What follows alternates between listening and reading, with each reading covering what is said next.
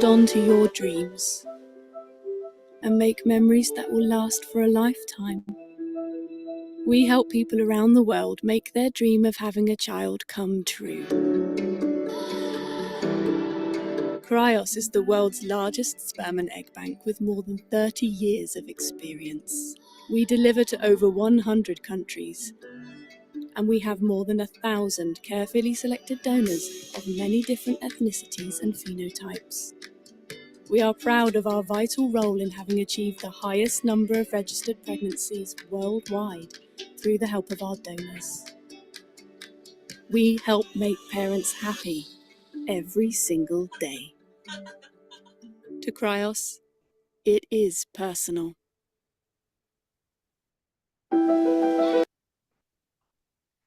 Good evening and welcome to this Cryos webinar. We are very happy to be able to have this webinar with you and that you're able to join us this evening. My name is Tina and I work at the customer care at Cryos International. So I am one of the people that you might encounter if and when you contact us. I work with our UK patients and also our French-speaking patients and those who might be in need of treatment with eggs. And tonight I am lucky to be joined by Annmaree Bancroft, who will be telling us about her journey as a solo mother by choice and her journey when she now has a 3-year-old son. Hello everyone, thanks for signing up this evening. First of all, I would just like to inform you about our practical information. This PowerPoint and presentation and the live video will be sent to you afterwards, so you do not need to take many notes. You can just listen and enjoy this 1 hour we have, and then everything will be sent to you afterwards. During this webinar, there will also be a Q&A where you can ask all of your questions anonymously during the whole presentation.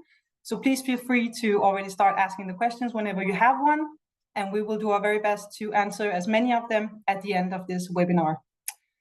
Also, no one can see you or hear you. It is only me and Annmaree that you are able to see and hear. And we hope that we plan to end this webinar at around 8 p.m.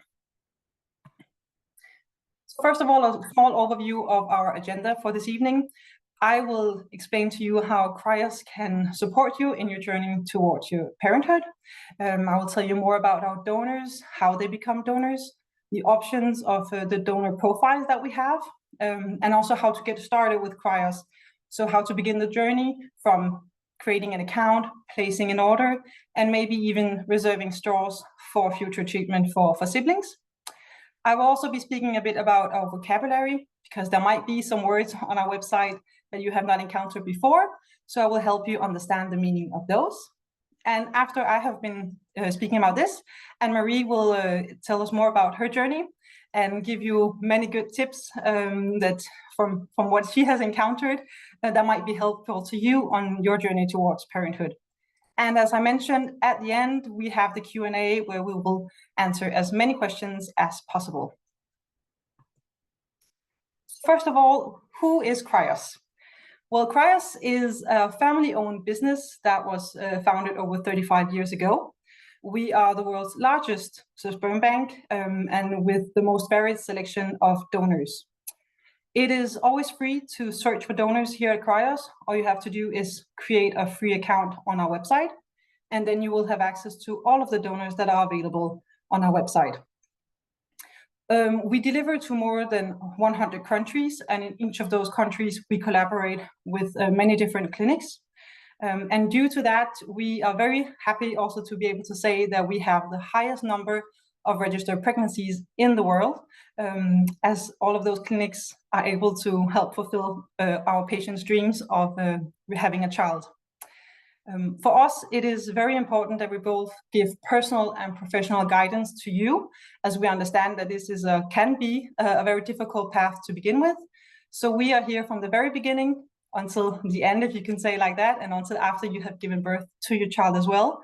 That is the most important thing to us, is to ensure that you feel comfortable in your journey with one of our donors. So who are our donors? Well, it's important to note that even though we are a Danish sperm bank and we are based in Denmark, not all of our donors are Danish. We have many people who come from all over the world and who live here. So we have donors from many different nationalities and with many different phenotypes. But the first criteria that we have is that a donor has to be a minimum age of 18 years old and up to 45 years old. It's also very important for us to make sure that they're both physically healthy and mentally strong. And that is our medical team who will assess each donor candidate to make sure that they live up to our criteria. More than 50% of our donors are in a relationship when they become donors with us. And almost 50 have or are obtaining a higher education also when they become donors. 50% of them also have full-time jobs or are self-employed. And it's quite important to understand also that the feeling of wanting to help is very much a Danish thing. It's as a cultural thing. Many of our donors, as you can see, 50% are also blood donors, which is not compensated here in Denmark, and many are also organ donors. Our donors here at Cryos, they do not get paid to become a donor. They get compensated because many of them have to take their time out of their daily lives and leave their jobs, for example, to come into our banks and make a donation. So they are compensated for their time and their effort to come in here, as they must come quite frequently to donate. What is their motivation to become a donor? It varies a lot from each donor, but many of them are motivated just with the feeling of wanting to help. Many might know someone who is trying to conceive a child, or they have themselves had maybe difficulties to conceiving children. As you can see here, we have two examples from our donors. One has stated that I am a sperm donor because I am a father myself, and I want to help the people who cannot have children without help. Being a father is the most important thing in my life. And the other one has stated that I am a sperm donor because I want to make a difference for childless people. I think that what made me want to be a donor was also that I am a blood and organ donor. So how do you become a sperm donor at Cryos? It's not easy to become a donor. A candidate cannot just walk in and then become a donor up to 1 hour after. It's a longer process. It starts with an online application, and already there, the whole assessment from our personal team begins. Well, they will see if the application and if they will see if the donor might become a good candidate for us. If our medical team evaluates that it's a good might become a good donor, then the donor will be asked to come in one of our laboratories and have his semen tested. And we need to ensure that his semen is of a high enough quality to both be frozen, shipped, and then also thawed when it's time for the sperm to be used for treatment.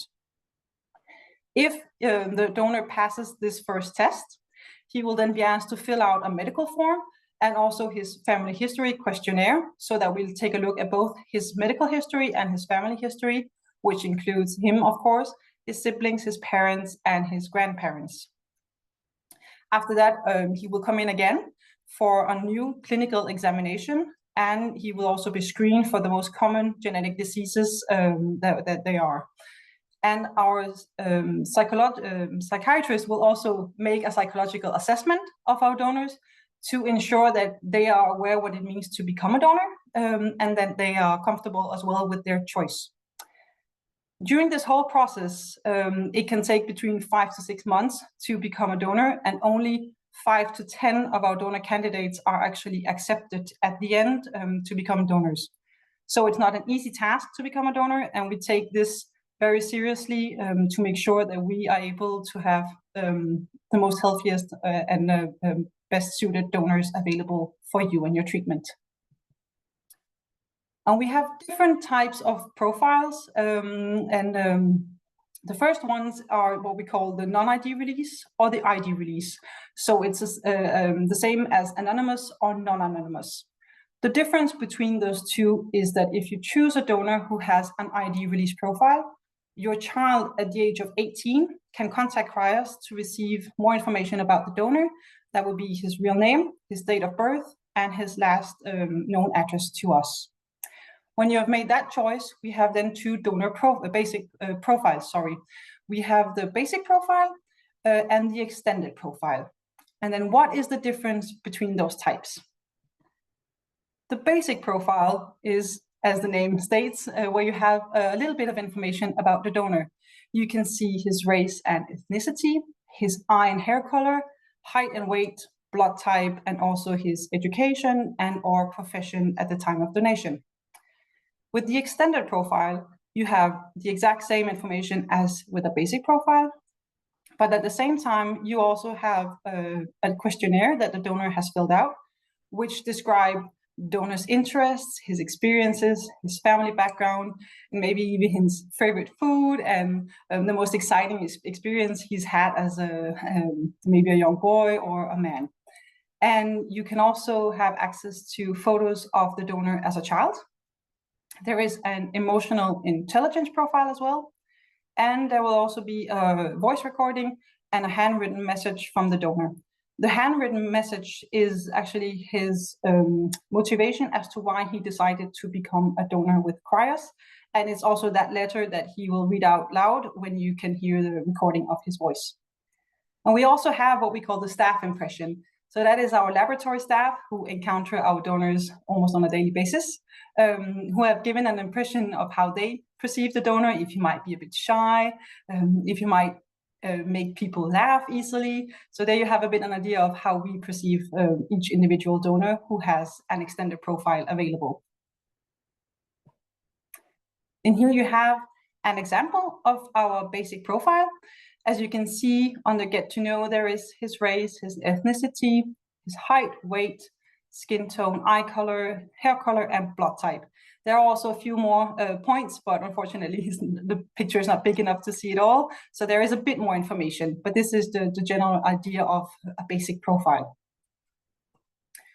And then compared to an extended profile, you can already see here that there is a bit more information. To the left, where you can see the picture as the donor as a child, everything that's written in small is the same information as you could see on the basic profile example. But then on top of that, you have the Q&A, which I will have a bit of a bigger example in the next slide. And you can also see the donor's family tree. So how many siblings he has, his parents, his grandparents, etc. And then, of course, the handwritten note as to why the donor has decided to become a donor here at Cryos. So here you have an example of our emotional intelligence test. And that test assesses the donor's ability to perceive, understand, and manage his own emotions, but also to manage those of others and perceive those of others, which might be very important to some. And for some, it's not as important. So it's very individual, but it's there if you want to have more information about the donor's emotional intelligence. And then on the right, you have, for example, an example for the Q&A that a donor has filled out. So this one has stated, for example, which words describe your personality. He is creative, happy, helpful, calm, and easygoing. And maybe for the weak sides, he has been asked to describe that. And there he says that I can be a little too relaxed sometimes. I'm also not that good at talking to big crowds. I do not particularly like to be the center of attention at an event. So there you get a bit more of a feeling of who he is as a person, and which might also help you to have a good feeling with the donor that you might end up choosing. As the only sperm bank in Europe, Cryos offers also the possibility of seeing adult photos of some of the donors. It's not all of the donors that have this, but it will be stated on each profile. To have access to these adult photos, you must pay a fee, and you will have access for 3 months to all of the donors who have adult photos available. It's important to say that this is not important for everyone to have access to these photos. It's very individual. But as you can see here, one of our patients has said that the photos of the donors as adults give you a more concrete and real impression. It brought me a personal feeling, which I think is also important in this particular choice. But again, it's very individual. So you might find it important and others might not. And that's okay. That's why we have the different choices. And on each profile, also the basic profile, you have what we call the summary of records. And there you can see which diseases the donor has been tested for, and it is always available on each donor profile. So if you might want medical counseling from your clinic regarding this, if you have any questions, it's always available, so you can share that also with your doctor if you feel that's necessary. How do you choose a donor? Well, first of all, as I said, you must decide which profile you would like to have, so either a basic profile or an extended profile. It's important to apply filters to narrow down your search, because otherwise you do have quite a lot of donors to go through. But it's also a good idea to use 2 or 3 filters, maybe not more, to obtain the selection of donors. Because if you filter too much, you might end up with a very limited amount of donors, or maybe almost no donors, because it is so specific. But the utmost important thing is to follow your own intuition when you make a choice. This is very personal, and you might not find the same donor as I might like.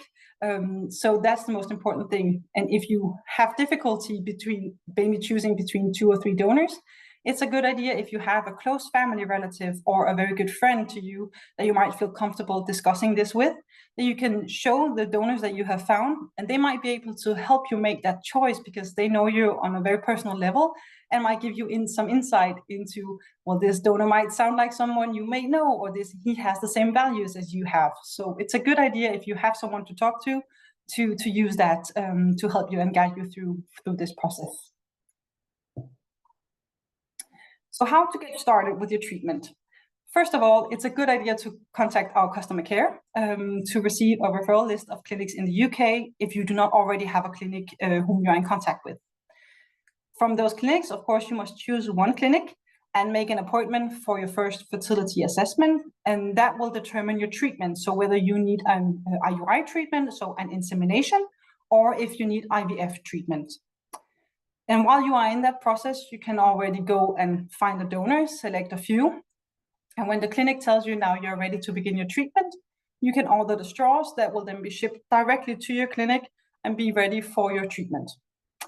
It's also important to maybe think about the future. If you already know that you might want to have siblings, you can reserve straws for the future. I will get into that in 2 slides with more specific information on our reservations. So how do you order sperm? First of all, as I mentioned, you must create an account on our website. And when you have done that, it's very important that you indicate your settings correctly. So for example, if you are going to have treatment in the UK, that you set country of treatment, the UK, shipping from Denmark, and from there on, you have access to all of the donors that are available specifically in the UK. On each donor profile, there's a little heart, so you can add them as your favorite. So you have easy access to find them again on your account if you need to log in and out a few times to make your choice. Once you have found the right donor and you are ready to begin your treatment, you can add the number of straws directly to your basket and then go to the basket and proceed with those steps to purchase the sperm, and then finalize it with the checkout and the payment of the straws. And again, as I mentioned, you might want to have more than one child, and therefore it's a good idea to think about that when you are starting the process. And at Cryos, you have the possibility to reserve straws that will be stored here with us, and then that are ready to be shipped once you're ready to begin your next treatment. So as I mentioned, they will be stored with us, and it's easy for you to request the delivery of those sperm straws once you are ready to begin your treatment. And you can do that directly on your personal account, where you have access to the reservations, and you can see exactly how many straws you have and from which donor. It's also easy to cancel these reservations. For example, if you have 2 children and you have maybe still 1 or 2 straws reserved with us, and you know that you do not want any more children than those you have, then we can repurchase the reserved straws at 75% of the original price within 3 years. After the 3 years, it goes down to 50%, and then after 5 to 6 years, it goes down to 25% and then 0%. And then understanding our vocabulary. Some of you might already have been to a website and had a bit of look through everything, and you have maybe fallen across what we call the MOT. And the MOT is what is the motility of the sperm, which means how many active sperm cells there are in a straw. So for example, 1 milliliter MOD20 contains a minimum of 20 million active sperm cells after thawing. But at Cryos, our straws contain 0.5 milliliters, which means that then a MOD20 straw would contain 10 million active sperm cells. And we have the following different motilities. We have MOD2, 5, 10, 20, and 30 plus. And the reason why we have those different motilities is that it may vary depending on your treatment, how many active sperm cells you're going to need. For an insemination, you need a bit more active sperm cells than you need, for example, with ICSI or IVF. And your clinic will, of course, tell you which motility you must purchase. We also have what we call IUI straws or ICI straws, which is also indicated on each donor profile. So what's the difference between those? An IUI straw has washed sperm that has been prepared at our laboratory and can be used for an IUI treatment, which is an insemination, and that involves inserting the sperm directly into the uterus, but it can also be used for IVF or ICSI. The fertility treatment with IUI insemination increases the chances of pregnancy compared with what we call intracervical treatment, which is the ICI. And there the sperm is inserted directly into the woman's vagina using a syringe. And this is a bit similar to an intercourse. The ICI straws are mostly used for ICI treatment, so an insemination. But for example, if you find a donor who does not have ICI straws available and you know that you want to have an insemination, IUI straws can also be used. But it's not the same the other way around. An ICI straw must always be washed if you wish to use them for IVF or ICSI treatment, for example. And here it's important to note that you must always follow your clinic's recommendations regarding both the motility of the straws, which type of straw you need, and also how many you would need, because it's your fertility assessment that determines how many straws you would need for your specific treatment. So from our side, it's a recommendation, but always double check with your clinic to ensure that you buy enough or not too many either. And then we have what we call a quota reservation. And in many countries, there is a limit of, for example, families or children that can be conceived from the same donor. In the UK, that quota limit is 10 families.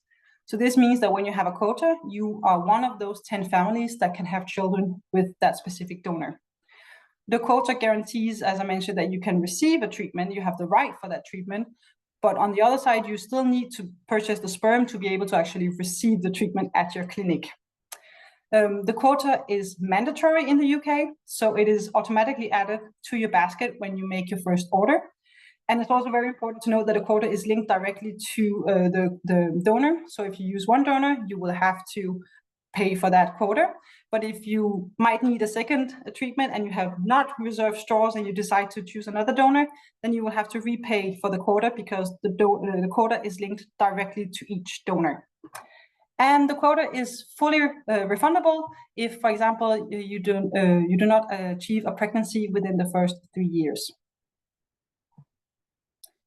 And then we have specific information about treatment in the UK, because in each country, the laws and regulations vary.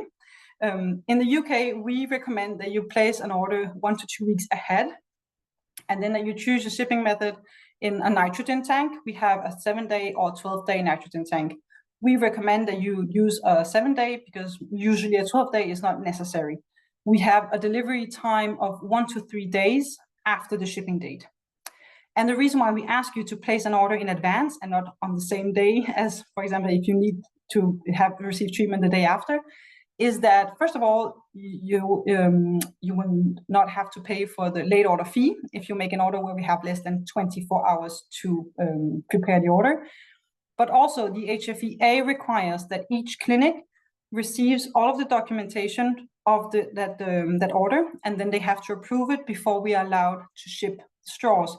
So when we receive an order with us, we will go through it. We will send all of the paperwork directly to your clinic, and then your clinic will come back to us and approve or disapprove. Often they approve.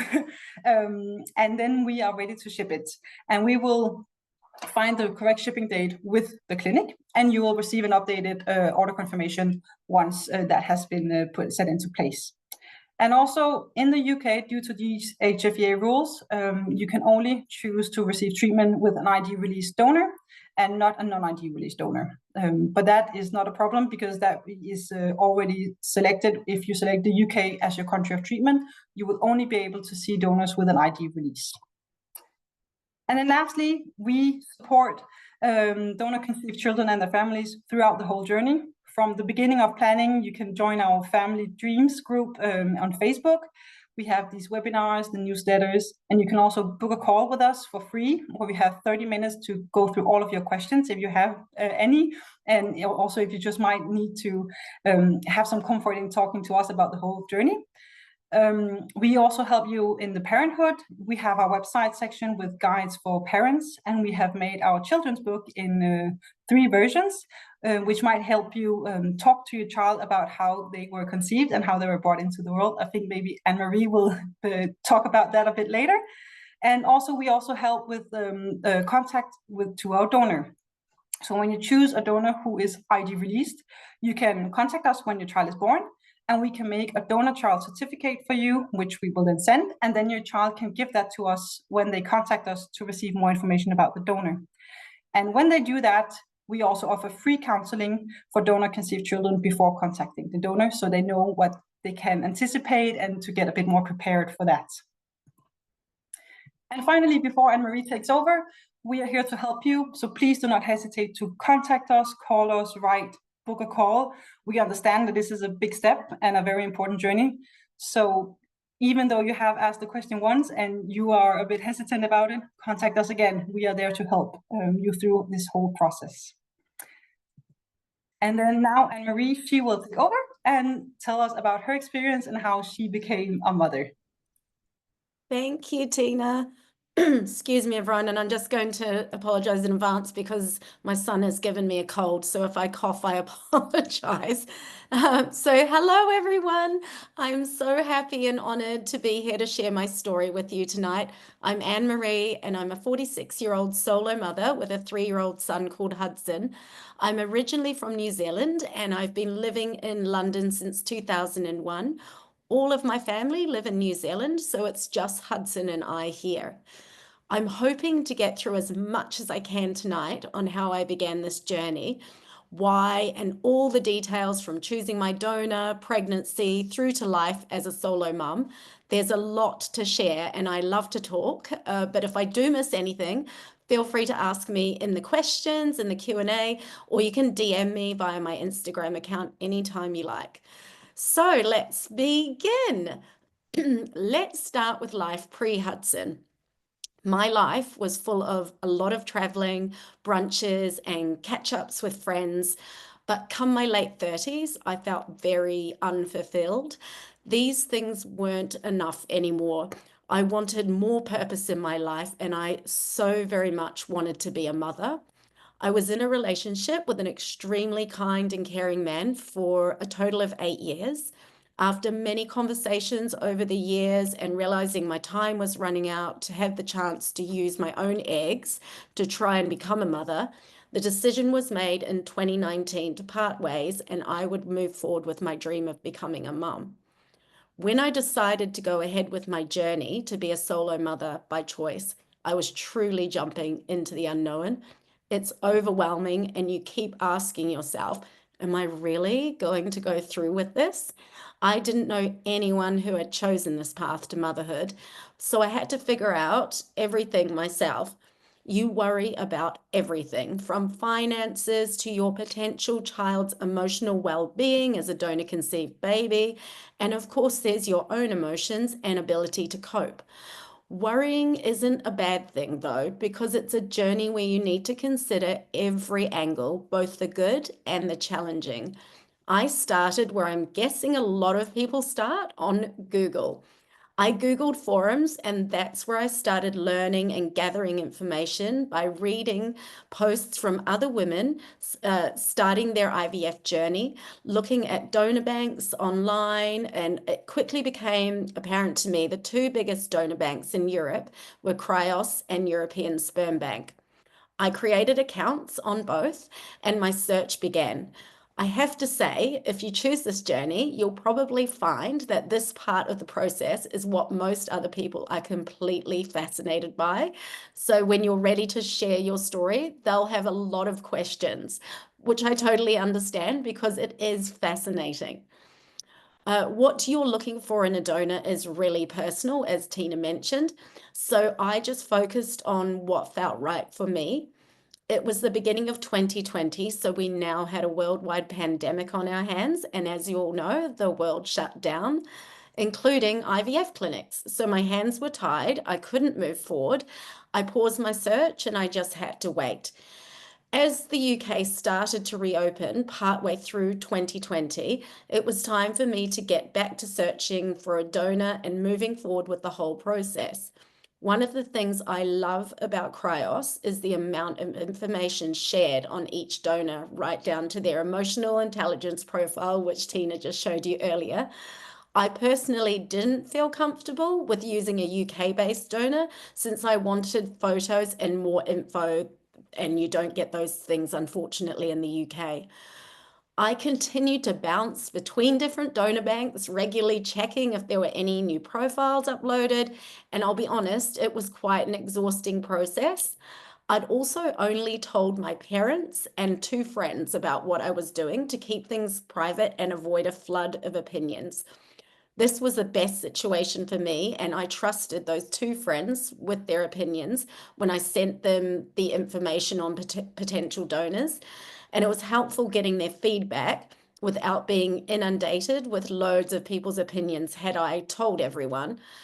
I remember coming across the profile of the donor I eventually chose from Cryos, and I felt comfort and almost a relief that I had found someone that seemed like a great choice. Of course, there were still questions and doubts about whether I was choosing the right person. Excuse me. But after running this by my friends, I quickly realized that this was my guy. I finally had found my sperm donor. I placed my order, which makes it sound like I was getting a pizza from Uber Eats. And that was that. I'd picked my London IVF clinic, shipped the sperm over, and was ready to go. Since I was about to turn 42, I decided to do 3 rounds of egg collection to maximize my chances.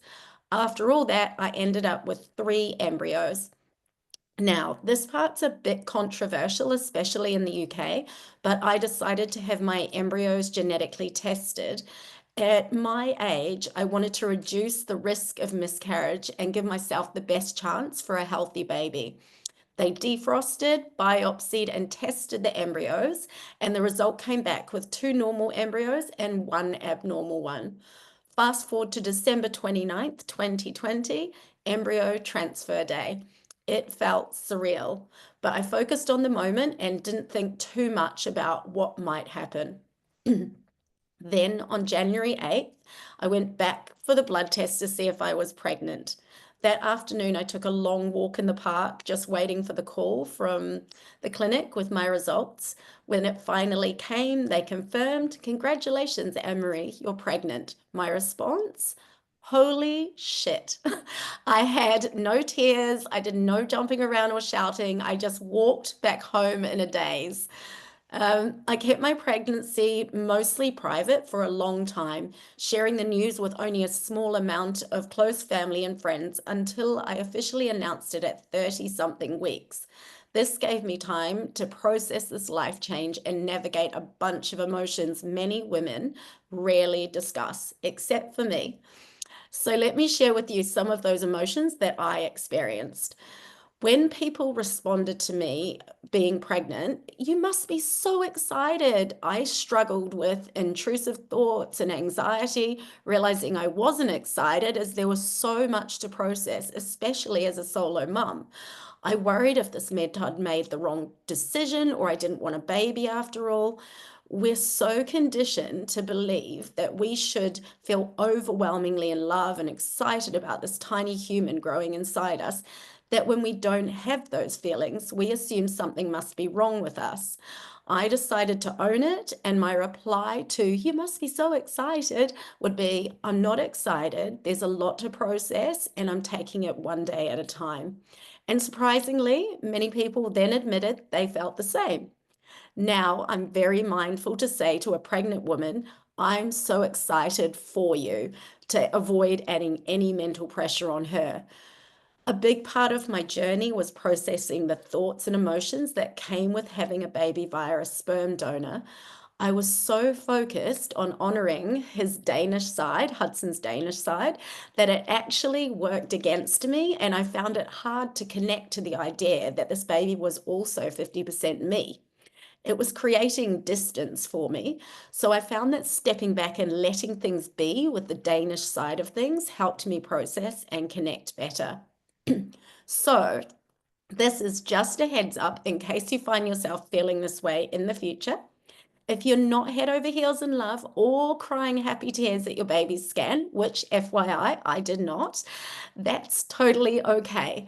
It's normal to feel overwhelmed, unsure, or even scared. We're also navigating a lot more as a solo parent and often navigating this journey on our own. Let's move on to prepping for life with a baby. This is the time in your life to get on top of things, especially life admin and all those bits and pieces you've been putting off for a rainy day, because believe me, you won't have time to sort them out once baby arrives. So, what do I advise? Start buying baby essentials early. Once you feel you're in a safe and steady part of your pregnancy, definitely don't leave it until the last minute. You can save money by using Facebook Marketplace, Vinted, or shopping during the sales. I did not pay full price for anything. Educate yourself with books and apps. I read What to Expect When You're Expecting and downloaded the app, which was great for tracking baby's growth. Join mum apps like Peanut, which isn't just for solo mums, but is a great source of info and support for both mums and mums to be. I made amazing friends through this app, and some we've even stayed with when we've been to the US. You can also join solo mum Facebook groups, and they are so helpful and judgment-free.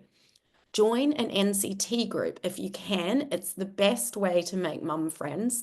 My group's course was all online due to COVID, but we made a big effort to connect once restrictions were lifted, and having these families in our lives has been incredible. Prep food for yourself to freeze, things like banana pancakes, smoothie packs, soups and sauces, so you've got nutritious food readily available to you without having to spend time making it from scratch. Stock up on household essentials like cleaning products, toiletries, wipes, etc. for 3 to 6 months, so you don't run out of something at an inconvenient time. Pack your hospital bag early to avoid last-minute stress. If you're used to exercising, keep it up with your doctor's approval. It really did help my recovery after Hudson was born. Consider hiring a doula. They are an amazing support in those early months. If you're not sure what a doula is, I'm happy to answer any questions on that in the Q&A. So getting all of this done early will let you relax more at the end of your pregnancy and feel ready for baby's arrival. Hudson arrived a week early due to him having reduced blood flow, which showed up in my final scan. So I was induced, which didn't actually work. But in the meantime, my waters broke, and 24 hours later, I had an emergency C-section. It turned out I also had the pregnancy disease, preeclampsia, which they only confirmed once I was in the hospital. I ended up in the high dependency unit, which at least meant I had my own room and round-the-clock care. I know some of you may cringe at the idea of a C-section, but I can honestly say it was a really positive experience for me. I healed quickly, and despite staying in the hospital for a week due to the preeclampsia needing to be brought under control, I was out and about walking everywhere just a couple of days after getting home. Life with a newborn is exhausting, amazing, and completely life-changing. I was terrified of the sleepless nights, but I got through it, still managing to take Hudson to classes, meet up with my NCT group, which was sometimes at a pub for a Friday wine, and even join a mum and baby exercise class. I'm self-employed, so I didn't get maternity leave. I worked throughout my pregnancy and even from the hospital after Hudson was born. I remember one night when Hudson was 3 months old, both of us so sick with COVID, I was lying on the floor with my laptop, pushing through work. You'll be amazed at what you can do when you're responsible for another little human. There will be easy days, hard days, and moments where you second guess everything. My go-to mantra on the tough days was, "It's just a phase," which helped me remember that challenges definitely don't last forever. You'll hear friends say, "I'm solo parenting right now," when their partner's away on a business trip or a holiday, and you'll secretly roll your eyes because real solo parenting means being the go-to person 24/7 with no one to hand the baby to at the end of the day. That might sound daunting, but it's also incredible. Having Hudson rely on me completely is such a privilege, and honestly, I love not having to share him. I have this little man who thinks I'm the best thing in the world, and multiple times in the day, he'll hug me and say, "I love you so much, Mama. You're my best friend in the whole world." And trust me, you forget all the hard stuff in those moments. Finances are another thing that can feel so daunting as a solo parent. I remember worrying about how I would even afford a pair of socks for Hudson. Some of you may have savings or high salaries, which is so amazing, and some of you will face financial challenges. And I completely understand how stressful this can be and how this might feel. In the UK, benefits can help, from child benefits, including up to 85% of childcare costs being covered for working mums who qualify, to housing allowance to help with your rent. Despite my concern with not even being able to afford a pair of socks for Hudson, he definitely has not missed out on anything. You just need to be savvy and think ahead for things like birthdays and Christmas and buying what you need. I almost always buy his clothes in a sale, usually 2 sizes up, so they last multiple seasons, and his winter coats, for example, have lasted 2 to 3 seasons by doing this sizing up trick. To supplement my income, I started dog sitting when Hudson was 6 months old, which was great to make him confident around dogs, but it also helped pay for us to travel. We've had some really incredible adventures together, including yearly trips to the US with minimal costs, thanks to house sitting whilst we are there, which makes our accommodation costs zero, and also staying with friends. Before I wrap up my talk this evening, I just wanted to mention that we have the Cryos book, My Miracle, that Tina showed earlier. Hudson absolutely loves this book, and he thinks the illustrations in the book are actually him and I. The book is amazing, and it helps introduce your child to how they were conceived via a sperm donor. When I read this book to Hudson, he is so happy and he hugs me, as I think it does make him feel really special and just how much his mother wanted a baby. Life as a solo mum by choice is a big adjustment, but it's also an amazing adventure. Everything changes: your time, your priorities, and even how you see the world. It's all about balancing the day-to-day juggle of work and parenting, and you often just have to figure it out as you go. There are tough days for sure, but there's also so much joy, like all of those smiles or cuddles that really do make it all worth it. You just find your own groove and realize how strong and capable you are. It's definitely not always easy, but it really is an incredibly rewarding journey. For those considering this path, I encourage you to trust your instincts, seek supportive communities, and embrace the journey with an open heart. The road may be challenging, but the destination is profoundly rewarding. Thank you so much for allowing me to be a part of your journey, and I wish you so much luck and happiness as you embrace the joys of solo motherhood. Thank you. Thank you very much, Annmaree. I love the photos of little Hudson. He looks like he's having a blast. He's always having a blast, yeah. Yeah. Well, then, thank you very much for sharing your story. And now we will go through to the questions. I can see that we also already have received a few questions. So we will just go through them. Yeah. And then please do not hesitate to keep asking questions while we answer these. Maybe I can see there might be actually a first one for you, Annmaree, on Yep. how you explain to your child not having a father. I don't know if you want to Yep. begin maybe with that. Yep. Right. So that I think that's it's a very important question, but it's a very personal question as well, and everyone's going to approach this in a different way. So I think you just have to work out what feels comfortable for you. For me personally, I'm very, very open with Hudson about every subject. Sorry, just knocked my straw. Every subject that you can think of. I don't want him to grow up feeling like he can never ask me a question about anything. So obviously including him being donor conceived. So since the time he was born and people would, you know, ask me about him, or they always assume you've got a husband or a male partner, which, you know, you may have a female partner, or in my case, no partner. I was very open and would just say, oh, it's just me. Hudson's actually donor conceived, which was always, I've never had anyone, not to my face, be negative, but they've always appeared to be positive. So Hudson's been around that and heard that he's donor conceived. Obviously, as he's got older and he does understand what I'm saying in a conversation, I don't say it as much, but I talk with him directly about it. So I can't tell you how much how great the book is, that the books that Tina was showing earlier and that I mentioned in my talk.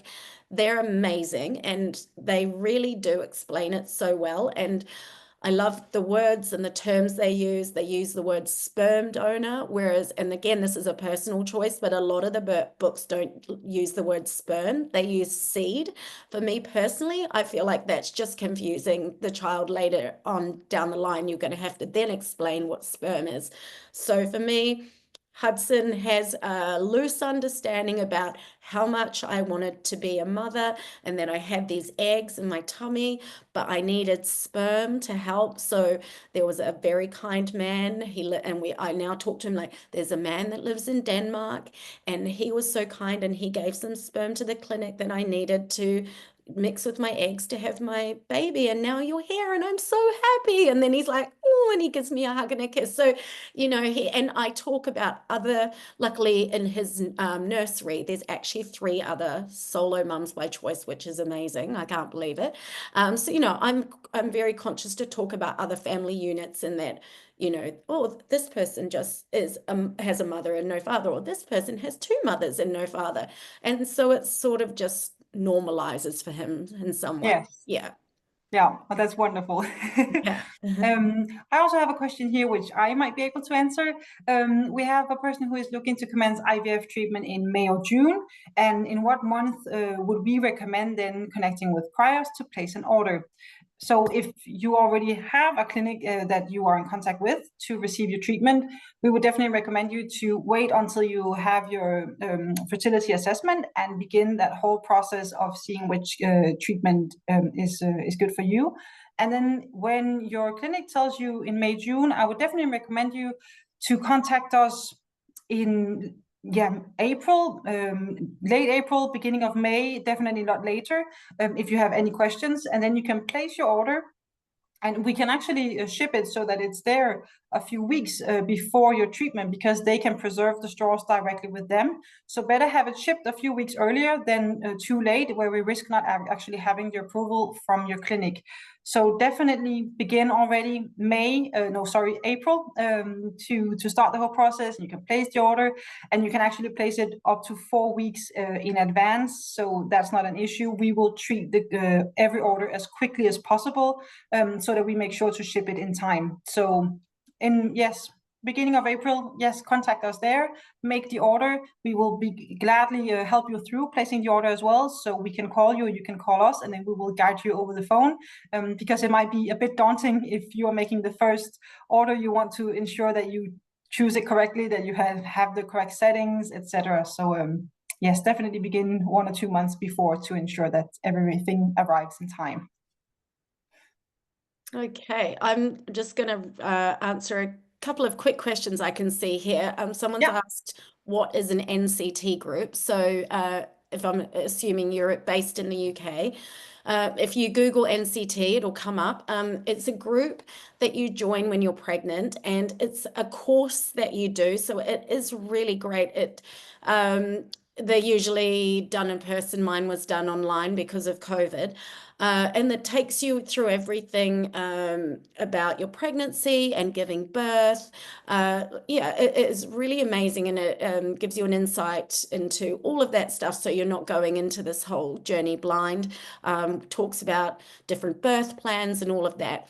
But the crux of it is that most people join because it is done locally. So you join the group that's nearest to your neighborhood, and you do tend to form quite a tight-knit group. Sometimes some of the groups don't stay in touch, but more often than not, they do. So you've got all these women who are having babies within weeks of each other, which is just amazing. So you're all going through it together. So with my group, we every month we would host a party at one of the mums' houses, and we'd all come over, and it would have a theme. And so for the first year of all the babies' lives, they had all these little parties together. It was so cute. And now that we go to each other's birthday parties, and I was out for New Year's Eve with one of the NCT families. So yeah, it is really nice, and particularly because they are on your doorstep, because you'll join your local group. So hopefully that covers what it is. But yeah, Google it. And just to mention also on that, if you're on a lower income, there's also, because an NCT group is not the cheapest course to do, but they do have like a discount for women that might be on a lower income, so you might be able to take advantage of that as well. And someone else just mentioned about DMing me, which absolutely I love nothing more than like answering and helping someone during this and through this journey. I think my social media handle is on. Is it going out? It was on the website. Yes, and it will also be going out in the email that we are going to send to everyone who has accepted to receive the email. It's also indicated in the PowerPoint as well. So yes, right. Here we go. So please don't ever hesitate. Nothing makes me happier. So yeah, there we go. Yeah. Perfect. I also have a question here, which might be for Cryos and me. When the donor is a carrier for a disease, can I get tested to see if I am a carrier, so I know it's not a risk, or if it's a risk? And yes, we do have a few donors who are known carriers, which you can see on the summary of records that we have. And it's very clearly stated when you go onto a profile for a donor who is a carrier, it will be mentioned immediately in red. And if you like a donor who is a carrier, yes, you must be tested. You can consult with your clinic directly to have a genetic test done for you to see if you're a carrier of the same gene or not. If you are not a carrier of the same gene, then there is no risk. If you are a carrier of the same gene, you definitely have to consult your medical team to see how big a risk it is to maybe that the child inherits and is a carrier of that disease as well. So definitely get that tested. Otherwise, you can always also, if you do not know if you're a carrier of a specific gene, and there is nothing stated on our donors, we also offer what we call a panel matching that you can order directly with us. And there we will test over 300 of the donor's genes with over 300 of your genes. And then you will have the result if you are a match or a no match with the donor. And there we will send a saliva kit directly to you, which you must then send back, and then we will do the testing. Okay, I'm just going down. Someone asked me how my parents took the news and whether I go to New Zealand. And I also noticed someone else said that their parents aren't supportive of this. And yeah, I really feel for you in that case, because that is very difficult. But you just have to go and do what's right for you, because you never want to live with regret. Luckily for me, my parents were super supportive from day one. My dad, did the whole dad duties of, asking the right, sensible, logical questions, which, just so that he knew that my head was in the right place, and, that I knew some of the roadblocks that might come ahead. So I was very fortunate for my family to embrace this journey. In terms of whether I get to go back to New Zealand very often, I did actually take Hudson last year for 2 months for the first time, because obviously he was born in 2021. So we'd just coming out of COVID. It's obviously very expensive to go to New Zealand, so don't make a habit of it, unfortunately. But he had an absolute blast when he was there. So yeah. So I think in terms, the person that mentioned their parents not supportive. Hopefully, in that case, if you do go through the process and they see their grandchild, I think a lot of the time people are hesitant because they don't understand, and they have all these preconceived ideas about what it might be to have a donor conceived child. But I'm sure once they see their grandchild, a lot of those fears and worries that were in themselves will disappear. But it's important to choose the path that'll make you happy. Yes, perfect. I completely agree with you. I have then two questions that I can just quickly answer. One is, where do we get the Cryos book? And that can be purchased directly on our website under For Parents. And then you can go and buy the book directly there. And there you can also select which version you want and also the language you want the book in. And then I also have one who would like me to just repeat quickly the straw reservation and delivery timescale. So there is, as I mentioned, a difference between a direct order and reserving straws for later. If it's a direct order, we recommend that you, for example, if I were to have treatment in, let's say, February, that I place the order now, because then we here in our customer care department will then send all of the paperwork to the clinic, and it can take a few days, maybe a few weeks for the clinics to actually approve the paperwork. It depends on how many patients they have and how much paperwork there is for them to approve it. So definitely go ahead and do it in time, so there's no stress, so that you are sure that the order arrives in time. And you can always ask us, call us, and we will also make sure to guide you so that you make the order in time. And once that order is going to be shipped, it will be delivered 1 to 3 days after the shipping date, not including the weekends. But it's rare that we ship on a Friday. That's actually mostly if the clinic says that it's very, very urgent. Otherwise, we prefer to do it on Mondays to ensure that there is nothing wrong and everything is delivered fine. So we are also always ahead of that as well. And then the reservation was, of course, that you can reserve straws for later use. The reservation period begins at 3 months and goes all the way up to 10 years. And you can reserve as many straws as you want. And the price for the reservation period stays the same, no matter if you decide to reserve 1 straw or to reserve 10 straws. But of course, you must also pay for the amount of straws that you decide to reserve. Yes. Maybe one last question that you can answer, maybe, Annmaree, so that we don't go too much over time. I know there's so many great questions, yes, so I apologize that I can't get through them all, but please feel free to DM me and I'll try to answer as much as I can in a short space of time here. Someone asked me if I had support through birth, or was I on my own in the hospital. I actually did that on my own, and that's a personal choice.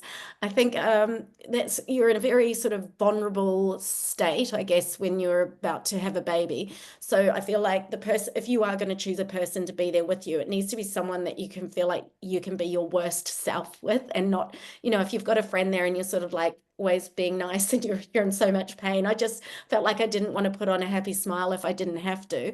I'm quite an independent person, and I felt like, what, I can do this by myself. So I had a friend coming in daily to see me. But yeah, I went into the surgery room for a C-section on my own, and honestly, they were amazing. They put Elton John on. So Hudson was born to I'm Still Standing, and he was, the guy was like, come on, let's do yoga breathing together. And he had my iPhone and he was taking all these photos. It was great. Honestly, I can't recommend it enough. It was great. So yeah, I was on my own, but yeah, with a visitor popping in every day. And yeah, you'll be fine if that's what you choose. Just That's believe in wonderful. yourself. That's a very good experience. Yeah. Yes. Yeah, there's quickly one that I would like to answer as well. There's one who asks if we have a list of clinics in other countries that we collaborate with, and yes, we do. So if you are looking to go abroad to receive your treatment, please send us an email, and then we will be able to refer you to the clinics in those countries you would like to go to. And if you do not know exactly which country, you might have some differences different countries that you are thinking about. We can also give you a thorough, detailed knowledge about which rules applies for which countries. Some countries allow both ID release donor and non-ID release donors. Some only allow non-ID release. So we know all of that. So send us an email if you are thinking about traveling abroad, and then we will do our very best to assist you. And then the cost of the straws and the treatment itself, we do not know here because it varies from each clinic. The cost for donor straws varies also depending on your type of profile, which country you're going to receive treatment in, and also if he's an ID release or non-ID release. So it's a bit difficult to give a specific overview for each country as it varies, but it is on the website. When you have selected your country of treatment, there is under how to, there is a detailed site with the prices, and you can see all of the price lists. And of course, you can always contact us again, and we can give you a specific price list for that specific country and for that donor and the donor type of profile that you wish to use. Yes, I think that's about what we have the time to go through. There are so many questions. I'm very sorry that we do not have the time to go through them all. But yes, Annmaree can be contacted. We can be contacted as well. Do not hesitate to do that. The contact information will also be in the email that you're going to receive from us afterwards. So we are there. We are there to help. So yes, thank you very much for joining us, and thank you, Annmaree, for wanting to share your story. Thank you for having me. I hope it helped to have your point of view on how you went through this whole process. Thanks, everyone. Good night. Good night. Have a good night. Bye.